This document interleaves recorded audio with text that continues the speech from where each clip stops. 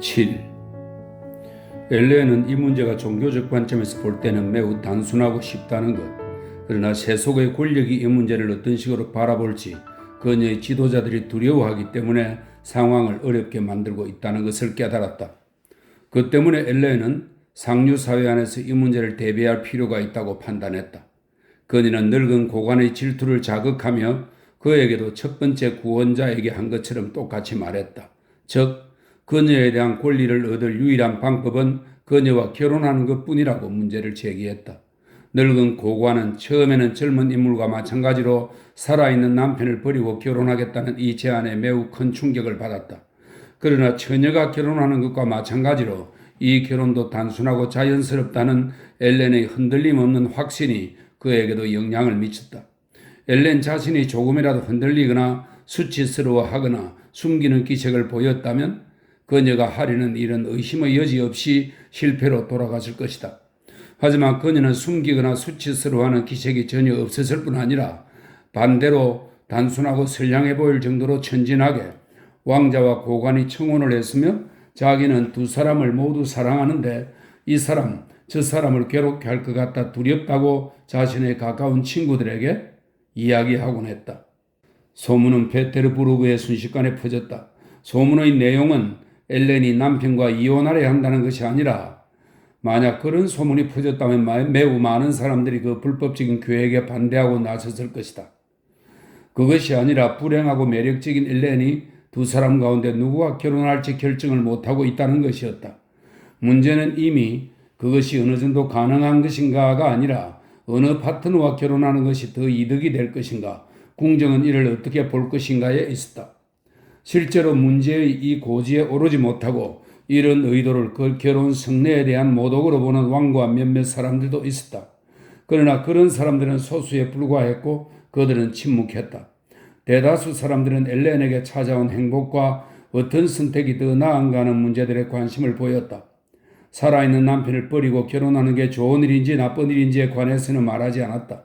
왜냐하면 그 문제는 사람들의 말맞다나 분명히 우리와 당신들보다 더 똑똑한 사람들에게 이미 해결된 문제일 것이고 그 결정의 올바름을 의심하는 것은 자신의 어리석음과 사교계에서의 처세술이 미숙함을 드러내는 위험을 감수하는 것을 뜻했기 때문이다.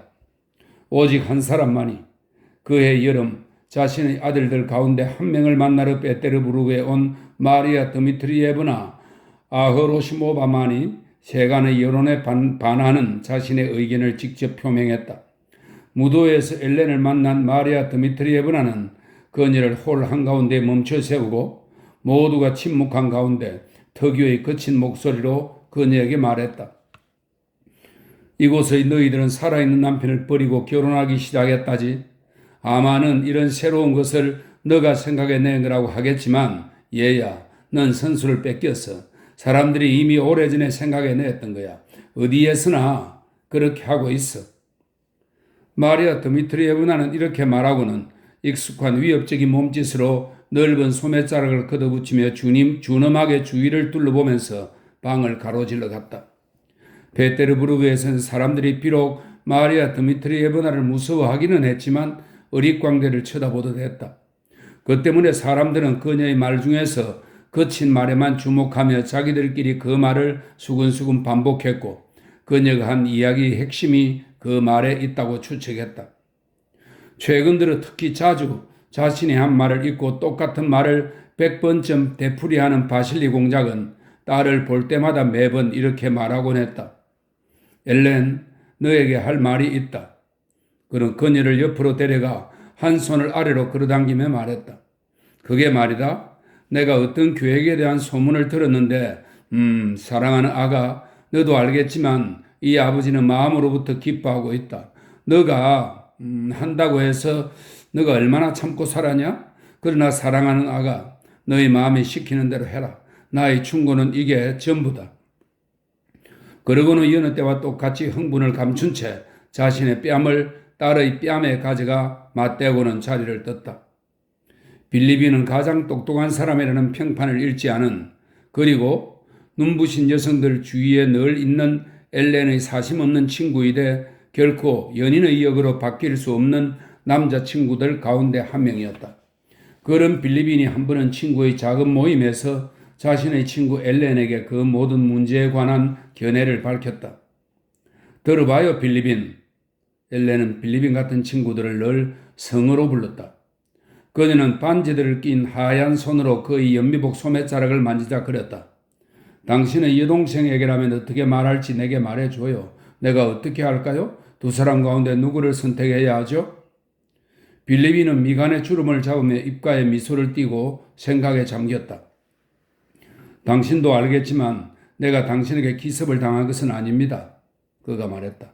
나는 진실한 친구로서 오랫동안 당신의 문제를 깊이 생각했습니다. 자, 보세요. 만약 당신이 왕자와, 이 사람은 젊은 사람이었다. 왕자와 결혼하면 그는 한 손가락을 꼽았다.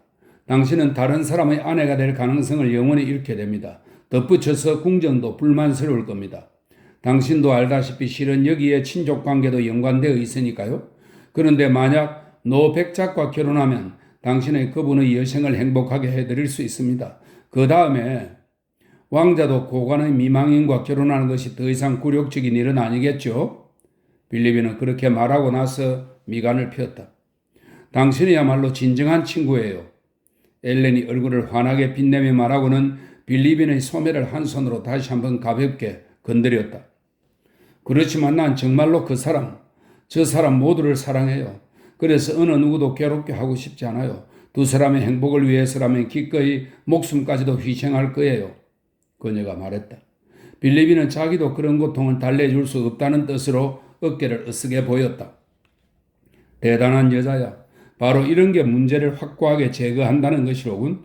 이 여자는 동시에 세 사람 모두의 아내가 되고 싶어 하는구나. 빌리빈은 생각했다. 그런데 당신의 남편은 이 일을 어떻게 보는지 말해 주시겠습니까? 그는 자신의 평판이 확고했기 때문에 그런 순진한 질문으로 체면을 잃는 것을 두려워하지 않고 그녀에게 물었다. 그가 동의하고 있습니까? 그이가 날 얼마나 사랑하는데요. 엘렌이 말했다. 왠지 그녀에게는 피에르도 자기를 사랑하는 것처럼 느껴졌다. 그이는 날 위해서라면 무엇이든 기꺼이 하려고 해요. 빌리빈은 재치 있는 말이 준비되었음을 알리기 위해 미간에 주름을 지었다. 이혼까지도요. 그가 말했다. 엘렌이 웃음을 터뜨렸다. 계획 중인 결혼의 합법성을 감히 의심하는 사람들 중에는 엘렌의 어머니인 구락이나 공작 부인도 있었다. 그녀는 딸에 대한 질투로 항상 괴로워했다. 그런데 그 질투의 대상이 마음속으로 가장 가까운 사람이 된 지금 공작 부인은 그 생각에 타협할 수 없었다. 그녀는 이혼하는 것과 남편 생전에 결혼하는 것이 어느 정도 가능한가에 대해 러시아인 사제에게 상담을 청했다. 사제는 그것이 불가능하다고 말했다. 그러고 나서 그녀가 기쁘게도 살아남은 남편과 헤어지고 결혼할 가능성을 직접 부정하는 복음서 구절을 들려주었다. 사제에게 그것을 보였다. 공작 부인은 그녀가 보기에는 도저히 반박할 수 없을 것 같은 이러한 논거들로 무장하고 딸이 혼자 있을 때 만나기 위해 아침 일찍 딸의 집으로 향했다. 어머니의 반대를 끝까지 듣고 난 후 엘렌은 부드럽게 비웃듯이 웃음을 지었다. 그래, 이렇게 직접 쓰여 있잖니. 버림받은 여자와 결혼하면. 오공작이 말했다. 엄마, 어리석은 소리 좀 그만해요. 엄마는 아무것도 몰라요. 내 입장에서도 여러 가지 의무가 있어요. 엘렌은 러시아어에서 프랑스로 바꾸어 말하기 시작했다. 러시아어로 말할 때는 항상 자신의 문제가 어딘지 모르게 모호해지는 듯 했던 것이다. 그렇지만 얘야. 엄마, 어떻게 이해를 못할 수가 있어요? 죄를 사민할 권리를 가진 사제가. 그때 엘렌의 집에서 말동무로 살고 있는 부인이 방에 들어와 전하가 홀에 와 있으며 엘렌을 만나고 싶어 한다고 말했다. 아니요, 전하께 전해요. 내가 만나고 싶어 하지 않는다고요? 그리고 전하가 약속을 지키지 않아서 내가 그분께 화를 내더라고요. 백작 부인, 어떤 죄에도 자비는 내립니다. 얼굴과 코가 길쭉한 금발의 젊은 남자가 들어오며 말했다. 노공작 부인은 정중히 일어나 무릎을 살짝 굽히며 인사했다. 방으로 들어온 젊은 남자는 그에게 주의를 돌리지 않았다. 공작 부인은 딸에게 머리를 끄덕이고 문 쪽으로 미끄러지듯 나갔다. 아니야, 그 애가 오라. 노공작 부인은 생각했다. 그녀의 확신은 전하의 출현 앞에 와르르 무너지고 말았다. 그 애가 오라. 그런데 우리는 두 번 다시 오지 않을 젊은 날엔 어떻게 그것을 몰랐을까? 정말로 간단한 건데. 노공작 부인은 승용마차에 몸을 실으며 생각했다. 8월 초 엘렌의 문제는 완전히 해결되었다. 그녀가 자신을 몹시 사랑하고 있다고 생각하는 남편에게 편지를 썼다. 편지에서 그녀는 그에게 자신은 N과 결혼할 것이며 유일하고 참된 종교에 입교했으며 그 편지의 전달인이 전할 이혼 절차를 전부 이행해 주기 바란다고 알렸다. 나의 친구, 당신이 하나님의 거룩하고 강하신 보호 아래 있기를 하나님께 기도하겠어요. 당신의 친구 엘렌. 이 편지는 피에르가 보로디노 병원에 있을 때 피에르의 집에 전달되었다. 8. 보로디노 전투가 끝날 무렵 두 번째 라예스키 포대에서 달려내려온 피에르는 병사들 무리와 함께 그냐지코브로 뻗은 골짜기를 따라 출발하여 야전 응급치료소에 도착했다. 그는 부상자들의 피를 보고 비명과 신음소리를 들으며 병사들 무리에 섞여 계속해서 서둘러 갔다. 피에르가 이제 온 마음을 다해 소원하는 한 가지는 이날 하루 동안 겪은 소름 끼치는 인상들로부터 좀 더 빨리 벗어나서 삶의 익숙한 조건으로 돌아가 자기 방 침대에서 평온히 잠드는 것뿐이었다. 그는 삶의 익숙한 조건 속에서만 자기 자신과 자신이 보고 경험한 이 모든 것을 이해할 수 있을 것 같았다. 그러나 삶의 그런 익숙한 조건은 어디에도 없었다. 비록 그가 걸어가고 있는 길에는 포탄과 탄환이 휙휙 날아가는 소리가 들리지 않았지만 그곳 전장에 있던 것과 똑같은 것이 사방에 널려 있었다. 고통으로 괴로워하고 기진맥진하고 이따금 이상할 정도로 무표정한 똑같은 얼굴들, 똑같은 피, 똑같은 병사들의 외투, 멀리서 들리지만 여전히 공포를 불러일으키는 똑같은 포성이 있었다. 게다가 날은 무덥고 먼지까지 날렸다. 모자이스크 대로를 따라 삼베르스타쯤 지난 후 피에르는 길가에 주저앉았다. 땅거미가 대지 위에 내려앉고 대포 소리가 잠잠해졌다. 피에르는 팔꿈치를 꿰고 누워 어둠 속에서 그의 옆을 지나가는 그림자들을 지켜보며 오랫동안 누워 있었다. 포탄이 소름 끼치는 소리를 내며 계속해서 자기 쪽으로 날아오르는 듯 느껴졌다. 그는 흠칫 떨며 몸을 일으키곤 했다. 얼마나 오랫동안 그곳에 있었는지 기억하지 못했다. 한밤중에 병사 3명이 커다란 나무가지들을 끌고 와 그 옆에 자리를 잡고 앉아 불을 지피기 시작했다. 병사들은 피에르를 곁눈질을 하며 불을 지핀 후 그 위에 주전자를 얹었다.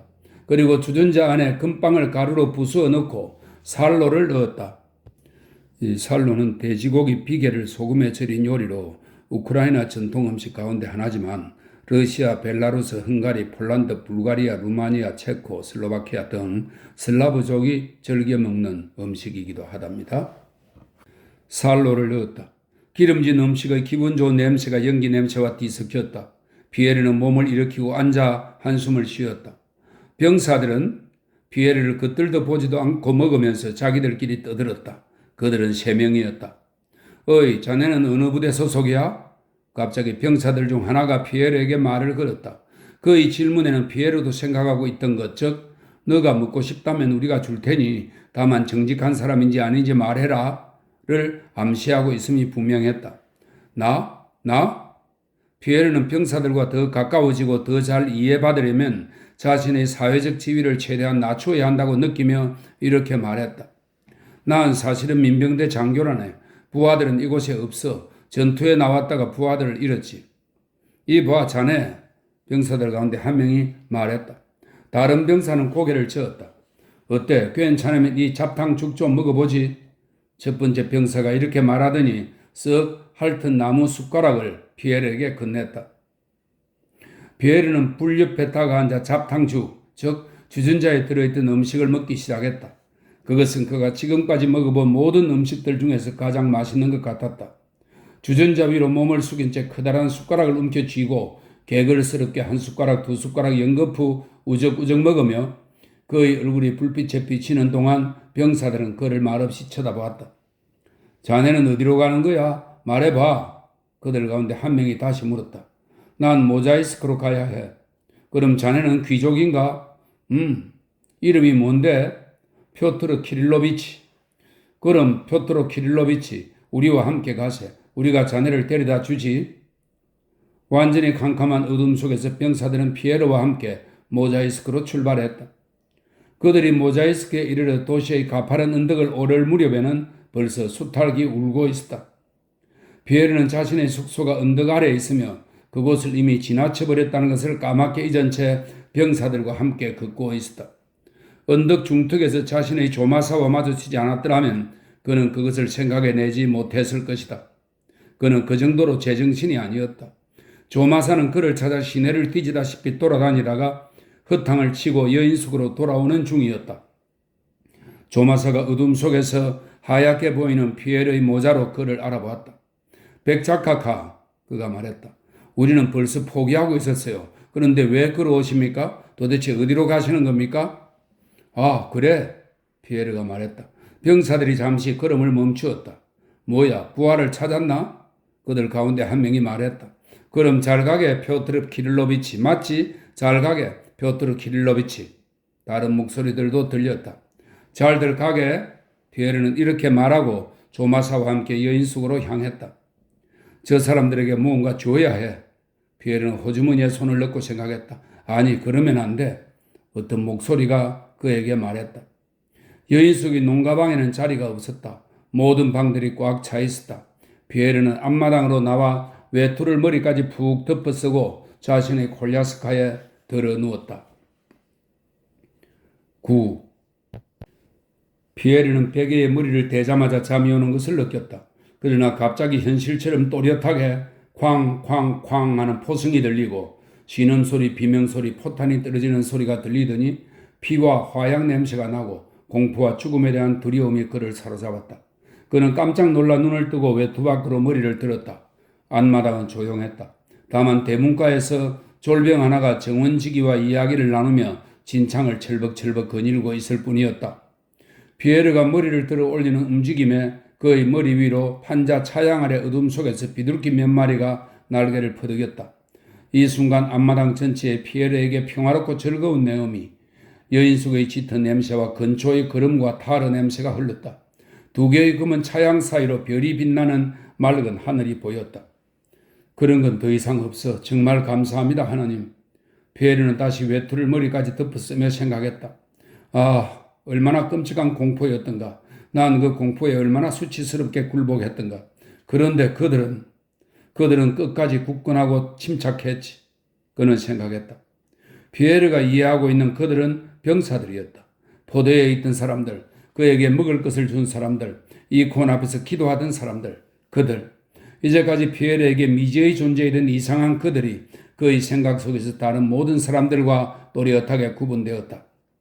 병사가 되는 거야. 그냥 병사가. 피에르는 잠에 빠져들면서 생각했다. 나의 온 존재로 그 공동생활 속에 들어가 그들을 그렇게 만든 것으로 나를 흠뻑 적시자. 그러나 어떻게 이 잉여적이고 악마적인 모든 것을, 이 겉사람의 모든 짐들을 내던질 수 있을까? 한때 난 그런 존재가 될 수도 있었지. 내가 바라던 대로 아버지로부터 달아날 수 있었어. 돌로프와 결투한 후만 해도 난 병사로 갈 수 있었지. 피에르의 머릿속에 돌로프에게 결투를 신청할 때의 클럽 만찬과 토르조크에서의 은인이 번뜩 떠올랐다. 그러자 피에르의 눈앞에 프리메이슨 지부의 엄숙한 만찬 집회가 떠올랐다. 그 집회는 영국 클럽에서 열리고 있다. 그리고 그가 아는 가깝고도 소중한 누군가가 테이블 끝에 앉아있다. 그렇다. 그 사람이다. 피에르의 은인이다. 하지만 그는 죽었잖아. 피에르는 생각했다. 그래, 죽었어. 그러나 난 그가 살아있다는 걸 몰랐지. 그가 죽어서 얼마나 안타까운지, 또 그가 다시 살아있어서 얼마나 기쁜지. 테이블 한편에는 아나톨, 돌로프, 네스비츠키, 데니소프, 그리고 똑같은 부류의 다른 사람들이 꿈을 꾸는 피에르의 마음속에서 이 사람들의 범주는 피에르가 그들이라고 부른 사람들의 범주와 마찬가지로 분명하게 정의되었다. 그들이 모두 앉아있었다. 이 사람들, 아나톨 돌로프는 크게 소리치고 노래 불렀다. 그러나 그들의 외침 사이로 쉬지 않고 중얼거리는 은인의 목소리도 들렸다. 그의 말소리는 전장의 시끄러운 소리와 마찬가지로 의미심장하고 거침이 없었다. 그리고 그것은 기분 좋고 위로가 되는 소리였다. 피에르는 은인이 말하는 것을 이해할 수 없었지만 은인이 선에 대해 그들처럼 될 수 있는 가능성에 대해 말한다는 것을 알았다. 생각의 범주는 꿈속에서도 똑같이 명확했다. 그리고 그들이 지극히 소박하고 선량하고 굳건한 얼굴로 사방에서 은인을 애워쌌다. 그러나 그들은 비록 선량하기는 했지만 피에르를 쳐다보지도 않았고 알지도 못했다. 피에르는 그들의 관심을 끌고 싶어 말을 건네려 했다. 그는 몸을 살짝 일으켰다. 하지만 그 순간 그의 다리가 한기를 느끼며 맨다리가 드러났다. 그는 부끄러워 한 손으로 다리를 감쌌고 실제로 외투가 다리에서 떨어졌다. 순간 피에르는 외투를 바로잡으며 눈을 떴다. 똑같은 차양과 기둥과 앞마당이 보였다. 그러나 그 모든 것이 이제는 이슬이나 서리의 광채에 덮여 푸르스름하게 빛나고 있었다. 동이 트는군, 피에르는 생각했다. 그러나 이게 아니지. 난 은인의 말을 끝까지 듣고 그 뜻을 이해해야만 해. 그는 다시 외투를 덮었었다. 그러나 만찬 집회도 은인도 이미 사라지고 없었다. 말로 분명하게 표현된 생각들, 누군가가 말했거나 피에르 자신이 숙고한 생각들만 남았다. 피에르는 훗날 그 생각들을 떠올릴 때 비록 그 생각들이 그날의 인상들이 불러일으킨 것이었음에도 자기 외부에 있는 누군가가 자신에게 그것들을 말해준 것이라고 확신했다. 그가 보기에 자신이 현실에서 그렇게 생각하고 자기 생각을 표현할 수 있었던 적은 한 번도 없는 것 같았다. 전쟁이란 인간이 하나님의 법에 인간의 자유를 내맡기는 가장 힘든 순종이다. 목소리가 말했다. 단순함이란 하나님에 대한 순종이다. 너는 하나님으로부터 벗어날 수 없다. 그리고 그들은 소박하다. 그들은 말하지 않지만 행동한다. 입 밖으로 나온 말은 은이지만 입 밖으로 나오지 않은 말은 금이다. 인간은 죽음을 두려워하는 한 그 무엇도 다스릴 수 없다. 죽음을 두려워하지 않는 자가 모든 것을 소유한다. 만약 고난이 없다면 인간은 자기 한계를 알지 못하고 자기 자신도 알지 못할 것이다. 가장 어려운 것은 자기 마음속에서 모든 것의 의미를 결합할 줄 아는 것이었다. 모든 것을 경험한다고? 피에르는 속으로 중얼거렸다. 아니, 결합하는 게 아니야. 생각을 결합하는 것은 불가능해. 단지 이 모든 생각들을 연결시키는 거야. 바로 그것이 필요해. 그래, 연결시켜야 해. 피에르는 내적인 기쁨으로 같은 말을 반복해서 속으로 중얼거렸다. 그는 바로 이 말로, 오직 이 말로만 그 자신이 표현하고 싶은 것이 나타나고 스스로를 괴롭히던 모든 문제가 해결된다고 느꼈다. 그래, 연결해야 해. 연결할 때가 됐어. 연결해야 합니다. 연결할 때가 됐어요. 백작각하. 누군가의 목소리가 반복했다. 연결해야 합니다. 연결할 때가 됐어요. 피에르를 깨우는 조마사의 목소리였다. 햇살이 피에르의 얼굴에 직접 내리 비추었다. 그는 지저분한 여인숙 앞마당을 한번 쳐다보았다. 그 한가운데의 우물가에서 병사들이 야윈 말들에게 물을 먹이고 대문으로 집마차들이 빠져나가고 있었다. 피에르는 혐오감에 쌓여 머리를 돌리고는 눈을 감고 서둘러 다시 콜야스카의 좌석에 몸을 묻었다. 아니야, 나는 이런 것을 원하지 않아. 나는 이런 것을 보고 싶지도 이해하고 싶지도 않아. 나는 꿈속에서 내게 열렸던 그것을 이해하고 싶어. 1초만 더 있었다면 모든 것을 이해했을 텐데. 나 무엇을 해야 할까? 연결시켜야 해. 그렇지만 어떻게 모든 것을 연결시키지? 피에르는 자신이 꿈속에서 보고 생각한 모든 의미가 무너져 내린 것을 두려운 마음으로 느꼈다. 조마사, 마부, 문지기가 피에르에게 장교 하나가 프랑스군이 모자이스크 부근으로 진격해 오고 있으며 아군은 후퇴하는 중이라는 소식을 갖고 찾아왔다 돌아갔다고 이야기했다. 피에르는 일어났다. 그리고 마차에 말을 메고 자기를 뒤쫓아 오라는 지시를 내린 후 시내를 걸어서 통과했다. 군대는 1만 명가량의 부상자를 남기고 떠나는 중이었다. 부상자들이 앞마당과 가옥의 창문들에도 보이고 거리에서도 때를 지어 북적대고 있었다. 거리에는 부상자들을 운반하기로 되어 있던 텔레가 주변에서 고함소리, 욕설, 주먹질하는 소리가 들렸다. 피에르는 자신을 따라잡은 콜라시카를 친분이 있는 부상당한 장군에게 제공하고 그와 함께 모스크바로 향했다. 도중에 피에르는 처남과 안드레이 공작의 죽음을 알았다. 30일 피에르는 모스크바로 돌아왔다. 관문 근처에서 라스토친 백작의 부관과 마주쳤다. 우리는 가는 곳마다 당신을 찾았습니다. 부관이 말했다. 백작님이 당신을 꼭 보셔야 한다고 합니다. 그분이 매우 중요한 문제로 지금 즉시 찾아와 달라고 청하십니다. 피에르는 집에 들르지도 않은 채 상마차를 잡아 타고 총사령관에게 갔다. 라스토친 백작은 이날 아침에야 소콜리키에 있는 자신의 교회 별장에서 시내로 돌아왔다. 백작 저택의 대기실과 응접실은 그의 요청으로 왔거나 지시를 받으러 온 관료들로 가득했다. 바실치코프와 플라토프도 이미 백작을 만났는데 그에게 모스크바를 방어하기는 불가능하다고 모스크바는 적의 손에 넘어가게 될 것이라고 설명했다. 비록 그 소식이 주민들에게는 숨겨졌지만 관료들과 여러 관청의 장들은 라스토친 백작과 마찬가지로 모스크바가 적의 손에 넘어가리라는 것을 알고 있었다. 그래서 그들 모두는 책임을 벗어나기 위해 자신들의 부서를 어떻게 처리해야 하느냐는 질문을 들고 총사령관을 찾아온 것이다. 피에르가 응접실에 들어선 순간 군대에서 온 전령이 백작의 집무실에서 나왔다. 전령은 자신에게 쏟아지는 질문들에 가망 없다는 듯 손을 내저으며 홀을 지나갔다. 응접실에서 기다리는 동안 피에르는 피곤한 눈으로 그곳에 있는 늙은 관료와 젊은 관료, 무관과 문관, 고관과 하급 관료 등 온갖 관료들을 둘러보았다. 모두 불만스럽고 불안해 보였다. 피에르는 그가 아는 사람이 섞여있는 관료들의 무리로 다가갔다. 피에르와 인사를 나눈 후 그들은 자신들의 대화를 계속했다. 어떻게든 반출했다가 다시 가져오면 피해는 없을 겁니다. 하지만 그런 상황에서는 무엇도 책임질 수 없어요. 그렇지만 여기 이것을 보세요. 그가 쓴 것입니다. 다른 사람이 손에 쥔 인쇄물을 가리키며 말했다. 이건 다른 문제입니다. 민중을 위해서는 이런 것이 필요하지요. 첫 번째 사람이 말했다. 그게 뭡니까? 피에르가 물었다. 새로운 전단입니다. 피에르는 그것을 들고 읽기 시작했다. 대공작각하는 자신이 있는 쪽으로 오는 군 부대들과 좀 더 빨리 합류하기 위해 모자이스크를 지나 적이 불시에 덮치지 않을 견고한 장소에 도착했다. 우리는 대공작각각께 48문의 대포와 포탄들을 보냈다.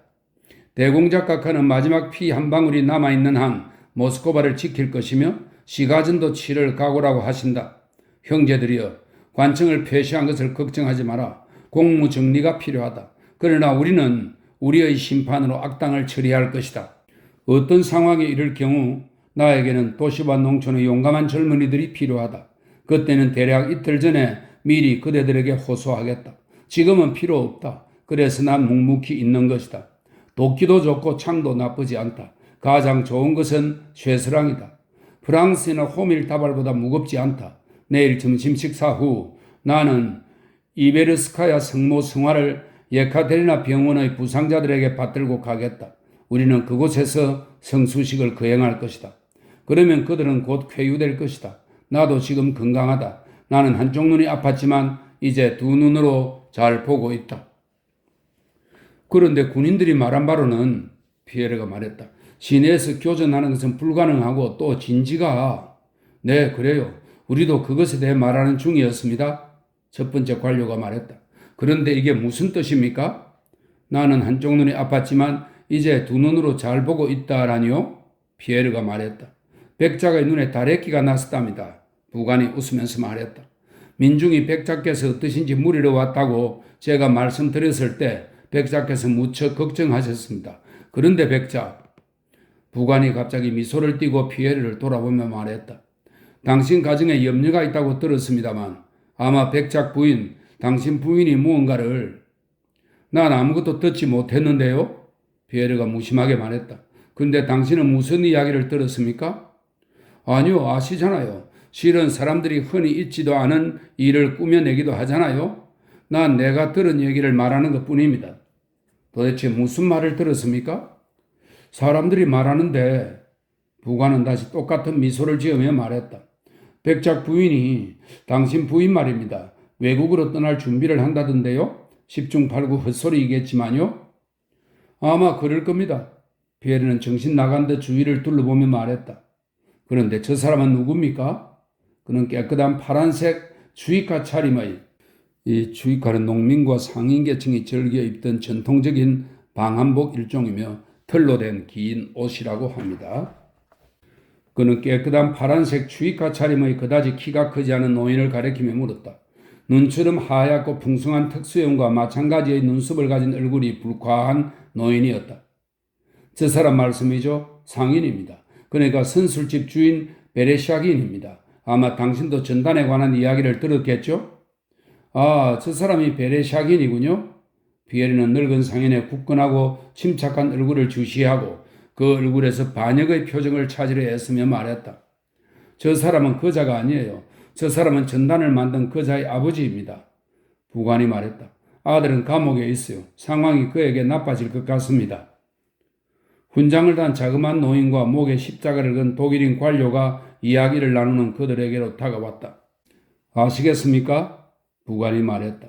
이게 이야기가 복잡합니다. 그때 그러니까 2달 전에 그 전단이 나왔죠. 백작에게 보고되었습니다. 백작이 조사를 지시했고요. 가브릴로 이바니치는 그 전단이 정확히 63명의 손에 머물렀던 것을 알아냈죠. 그가 한 사람을 찾아가 당신은 누구로부터 그것을 받았습니까? 라고 묻고 누구누구로부터요? 라고 답을 얻으면 다시 또 그 사람을 찾아갑니다. 당신은 누구로부터 그것을 받았습니까? 라고 물어 그런 식으로 해서 베레사긴까지 가게 되었습니다.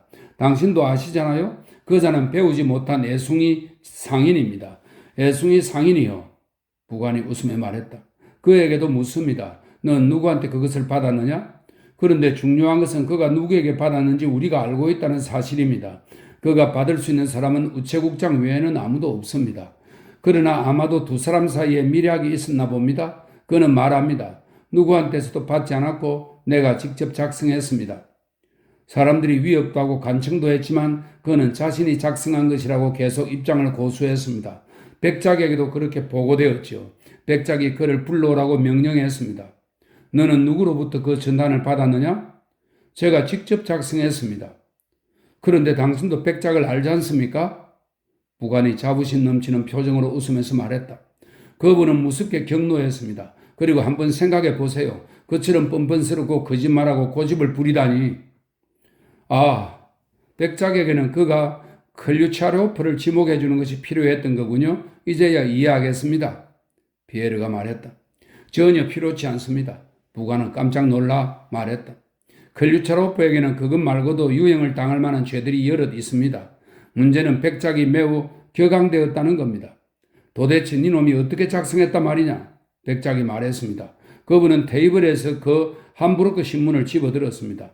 바로 이것이다. 넌 그것을 작성한 게 아니라 번역했던 거야. 그것도 아주 서투르게 말이지. 왜냐하면 넌 프랑스를 모르니까 이 바보야. 어땠을 것 같습니까? 그는 이렇게 말했죠. 아닙니다. 전 어떤 신문도 읽지 않았습니다. 제가 작성했습니다. 만약 그렇다면 넌 배신자다. 난 너를 재판에 넘길 것이다. 그럼 교수형에 처해질 것이다. 말해라. 누구에게서 받았나? 전 어떤 신문도 본 적이 없습니다. 제가 작성했습니다. 문제는 그 상태로 남았지요.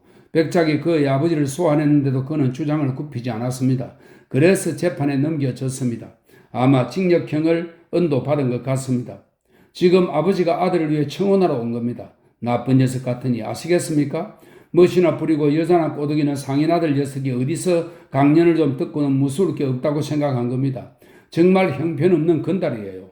그 녀석의 아버지는 가면이 다리 옆에 선술집을 갖고 있답니다.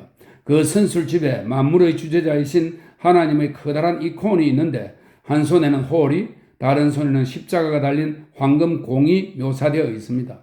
그런데 그가 그 이콘을 며칠 동안 집으로 가져갔답니다. 그가 무슨 짓을 벌였어요? 불안당 같은 환쟁이를 찾아서 11. 이 새로운 이야기 중간에 피에르는 총사령관에 불려갔다. 라스톱친 백작의 집무실로 피에르가 들어갔을 때 라스톱친은 얼굴을 찌푸린 채 한 손으로 이마와 눈을 문지르고 있었다. 키가 그다지 크지 않은 사람이 무엇인가를 말하고 있다가 피에르가 들어오자 곧 입을 다물고 밖으로 나갔다. 아, 안녕하시오 위대한 전사. 그 사람이 나가자마자 라스톱친이 말했다. 당신의 영광스러운 공문에 대해 들었소. 그러나 문제는 그게 아닙니다. 여보시게 우리끼리 하는 말이지만 당신은 프리메이슨이 아닙니까? 라스톱친 백작이 엄격한 어조로 마치 프리메이슨에 나쁜 무언가가 있지만 당신은 용서할 생각이라는 듯 말했다. 피에르는 잠자코 입을 다물었다. 여보시게 난 아주 잘 알고 있다오. 그리고 프리메이슨에도 이런저런 유형이 있다는 걸 압니다. 난 당신이 인류의 구원이라는 핑계로 러시아를 파멸시키고 싶어하는 자들에게 소속되어 있지 않기를 바랍니다. 네, 나는 프리메이슨입니다. 피에르가 대답했다. 여보시게 당신도 알겠지만 내 생각에는 스페란스키 씨와 마그니츠키 씨가 마땅히 가야 할 곳으로 갔음을 당신도 모르지는 않을 것 같소? 클류차로프 씨에게도 똑같은 일이 벌어졌고 솔로몬 사원을 건축한다는 핑계로 조국의 사원을 파괴하려던 자들에게도 똑같은 일이 벌어졌소. 당신도 이해하실 겁니다. 그렇게 된 데는 이유가 있고 또 만약 그가 유해한 인물이 아니었다면 나도 이 지역 우체국장을 체포해서 유형을 보낼 수 없으리라는 것을 말이죠. 지금 내가 알게 되었는데 당신이 그가 도시를 빠져나갈 수 있도록 성령 마차를 보내주었고 심지어는 그에게서 보관용 서류를 받았다고 합니다. 난 당신을 좋아합니다. 그리고 당신에게 악이 미치는 것을 바라지 않습니다. 당신이 나보다 2배나 젊으니 내가 아버님처럼 당신에게 충고하지요. 그런 부류의 사람들과는 일체 관계를 끊고 가능한 한 빨리 이곳을 떠나시오. 그렇지만 백자, 클류차로프의 죄는 무엇입니까? 피에르가 물었다.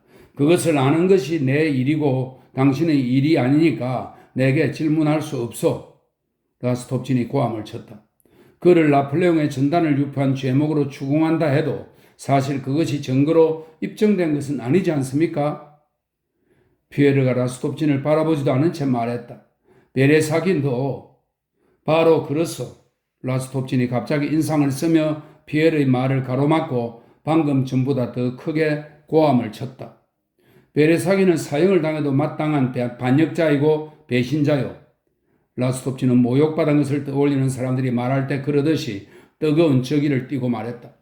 그러나 나는 내 일을 의논하기 위해서가 아니라 당신에게 조언을 하기 위해 혹 당신이 그것을 원하지 않는다면 명령을 내리기 위해 부른 것입니다. 당신에게 청하건대 클류차로프와 같은 무리들과 관계를 끊고 여길 떠나십시오. 난 어리석은 생각을 없앨 것입니다. 그 생각을 가진 사람이 누구든 말입니다. 그러고 나서 아마도 아직 아무 죄도 없는 베조프에게 고함을 친 것 같다고 느꼈는지 그는 피에르의 손을 다정하게 잡고 덧붙였다. 우리 모두 공동의 재앙 전야에 놓여 있다 보니 나도 내게 용무가 있는 모든 사람들에게 친절히 대할 여유가 없단 말이오. 이따금 머리가 빙글빙글 돌아요. 그런데 여보시게 당신은 개인적으로 어떻게 할 생각입니까? 아무 계획도 없습니다. 피에르는 여전히 눈도 들지 않고 생각에 잠긴 표정을 바꾸지도 않은 채 대답했다. 백작이 얼굴을 찌푸렸다. 이보시게 친구로서 조언입니다. 최대한 빨리 이곳을 벗어나시오. 이것이 내가 당신에게 말하고 싶은 바입니다. 들을 수 있는 자란 복이 있어. 그럼 친구 잘 가시오. 아 참. 그가 문 안쪽에서 소리쳤다. 백작 부인이 예수의 신부들의 마수에 걸려들었다는 게 사실이오? 피에르는 아무 대답도 하지 않고 이제껏 사람들에게 한 번도 보인 적이 없는 성나고 짠뜩 찌푸린 얼굴로 라스톱친의 저택에서 나왔다. 그가 집으로 돌아왔을 때는 이미 땅거미가 진 후였다. 그날 밤 그의 집으로 8명의 사람이 찾아왔다. 위원회 서기관, 그의 대대의 대령, 관리인, 하인장, 다양한 청원자들이었다. 사람들에게는 피에르가 처리해 주어야만 하는 볼일이 있었다. 피에르는 아무것도 이해할 수 없었고 그 일들에 흥미가 없었다. 그래서 모든 질문에 대해 그가 이 사람들로부터 벗어나게 해줄 것 같은 대답만 했다. 마침내 혼자 남은 그는 아내가 보낸 편지의 봉인을 뜯어서 다 읽었다. 그들, 포대의 병사들, 안드레의 공작은 죽고 노인은 단순함은 하나님에 대한 순종이다. 고난을 겪어야 한다. 모든 것의 의미는 연결시켜야 한다. 아내가 결혼을 한다. 잊고 이해해야 한다. 그는 침대로 다가가 옷도 벗지 않은 채 그 위에 푹 쓰러져 그대로 잠들어 버렸다. 다음 날 아침 그가 잠에서 깨어나자 하인장이 와서 라스톱친 백작이 일부러 보낸 경찰관이 찾아와 베조프 백작이 떠났는지 혹은 떠날 것인지 알고자 한다고 보고했다. 피에르에게 볼 일이 있는 여러 부류의 사람들 약 10명이 응접실에서 그를 기다리고 있었다. 피에르는 서둘러 옷을 차려 입었다. 그러고는 자신을 기다리는 사람들에게 가는 대신 후문 쪽으로 가서 대문을 나섰다. 그 후부터 모스크바가 파괴될 때까지 베조프가의 사람들이 모든 노력을 기울여 찾았음에도 더 이상 피에르를 보지 못했고 그가 어디에 있는지 알지 못했다. 12. 로스토프가 사람들은 9월 1일까지 즉 적이 모스크바로 들어오기 전날까지 도시에 머물러 있었다. 페테가 오블렌스키의 카자크 연대에 입대하여 그 연대를 편성하고 있던 벨라야 체르코비로 떠난 후 백작 부인에게 두려움이 몰려왔다. 그녀의 두 아들이 모두 전쟁터에 있다는 생각, 둘 다 그녀의 날개 아래를 떠났다는 생각, 오늘이든 내일이든 그들 중 어느 한 명이, 어쩌면 두 명 모두 어느 지인의 새 아들처럼 전사할 수도 있다는 생각이 처음으로 올여름 잔혹하리만치 또렷하게 머리에 떠올랐다. 그녀는 니콜라이를 불러들이려고 애썼으며 페테아를 자신이 직접 찾아가거나 페테르부르크 어딘가에 그의 자리를 마련해주고 싶었지만 결국 이것도 저것도 모두 불가능했다. 페테아에게는 연대와 함께 이동하거나 다른 작전 연대에 전속되는 것 외에는 다른 방법이 없었다. 니콜라이는 어딘가에서 군대에 있었다. 그는 마리아 공작 영예와 만난 일을 상세히 써보낸 마지막 편지 이후로 더 이상 소식을 주지 않았다. 백작 부인은 밤에 잠을 이루지 못했다. 그나마 잠이 들 때는 아들들이 죽는 꿈을 꾸곤 했다. 백작이 많은 조언을 받고 상담을 한 끝에 마침내 백작 부인을 안심시킬 방안을 생각해냈다. 그는 오볼렌스키 연대에 있던 페테아를 모스크바 근교에서 편성 중이던 베조프 연대로 전속시켰다. 페테아는 비록 여전히 군복무를 하고 있었지만 이 전속으로 백작 부인은 한 아들이라도 자기 날개 아래 두고 볼 수 있다는 위안을 얻었다. 그녀는 더 이상 그를 내보내지 않도록 그가 어쨌든 전투에 절대 참여할 수 없는 근무지에 늘 배속되도록 페테아의 신변을 안정시키고 싶어 했다. 니콜라 혼자만 위험에 처해 있을 동안에는 자신이 다른 모든 자식들보다 맏아들을 가장 사랑하는 것 같다고 느꼈다. 그녀는 심지어 그것을 뉘우치기까지 했다. 그러나 작은 아들, 장난꾸러기에 공부도 못하고 집안 세간들을 전부 깨뜨리고 모든 사람들을 성가시게 하던 페테아. 특유의 쾌활하고 검은 눈을 갖고 두 뺨에는 생기 있는 홍조가 보일 듯 말 듯한 솜털이 난 그 들창고의 페테아가 그곳으로 무슨 이유에서인지 그곳에서 싸움을 하고 거기서 기쁨을 찾는 그 크고 무시무시하고 잔인한 남자들에게로 떠났을 때 그때서야 어머니에게는 다른 자식들보다 그를 훨씬 더 사랑하는 것처럼 느껴졌다. 간절히 기다리던 페테아가 모스크바로 돌아오기로 한 시간이 가까워 올수록 백작 부인의 걱정은 점점 더 커졌다. 이미 그녀는 자신의 그 행복을 볼 때까지 살지 못할 거라고 생각했다. 소니아뿐 아니라 사랑하는 나타샤, 심지어 남편의 존재마저 백작 부인을 초조하게 자극했다. 저 사람들이 내게 무슨 상관이야. 나에게는 페테아 말곤 아무도 필요 없어. 그녀는 생각했다. 8월 말 로스토프가 사람들은 니콜라이로부터 두 번째 편지를 받았다. 마을을 구하러 파견 나갔던 보로네시에서 보낸 편지는 백작 부인을 안심시키지 못했다. 하나들이 위험지역 밖에 있다는 것을 알고 난 후에는 그녀는 페테아 때문에 부쩍 더 불안해하기 시작했다. 이미 8월 20일부터 로스토프가 사람들이 알고 지내는 그의 모든 지인들이 모스크바를 빠져나갔고 또 모두들 가능한 한 빨리 떠나야 한다고 백작 부인을 설득했음에도 불구하고 그녀는 자신의 보물, 그토록 아끼고 사랑하는 페테아가 돌아올 때까지 피란을 떠나는 것에 대해 아무 말도 들으려 하지 않았다. 8월 28일에 페테아가 돌아왔다. 16살 장교에게는 자신을 만난 어머니의 병적이고 열정적인 다정함이 마음에 들지 않았다. 어머니가 이제는 아들을 자신의 날개 밖으로 내놓지 않겠다는 의중을 감추었음에도 그는 그녀의 계획을 알아차렸다. 게다가 그는 어머니와 있으면 지나치게 부드러운 사람이 되지 않을까, 여자애들처럼 연약해지지 않을까, 그는 속으로 그렇게 생각했다. 그래서 본능적으로 두려워했다. 그래서 그녀에게 차갑게 대하고 피했으며 모스크바에 머무는 동안 거의 연정에 가까울 정도로 특별한 형제를 갖고 있던 나타샤하고만 지냈다. 백작의 일상적인 무사태평함 때문에 8월 28일에도 피난 떠날 준비가 전혀 이루어지지 않았다.